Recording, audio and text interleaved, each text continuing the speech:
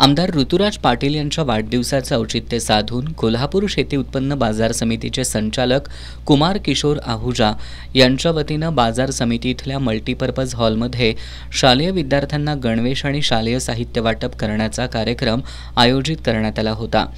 यावेळी बाल वारकऱ्यांनी टाळ मृदंगाच्या गजरात तसंच ज्ञानोबा तुकारामच्या जयघोषात आमदार ऋतुराज पाटील यांचं स्वागत केलं।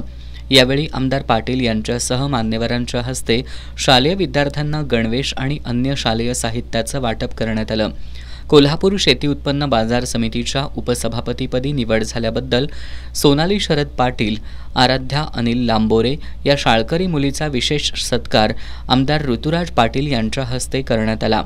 यावेळी आराध्या लांबोरे हिला 11,511 रुपयांचं रोख बक्षीस देण्यात आलं।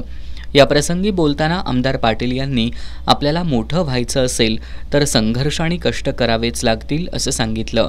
कोल्हापूर शेती उत्पन्न बाजार समितीचे संचालक कुमार आहुजा यांच्या कार्याचं आमदार पाटील यांनी कौतुक केलं। यावेळी महेश वारके, कोल्हापूर शेती उत्पन्न बाजार समितीचे संचालक सुयोग वाडकर, अशोक आहुजा, पंत वालावलकर हायस्कूलच्या मुख्याध्यापिका वृषाली कुलकर्णी, खासगी प्राथमिक शिक्षक संघाचे राज्याध्यक्ष भरत रसाळे, कुमार आहुजा यांनी मनोगत व्यक्त केली।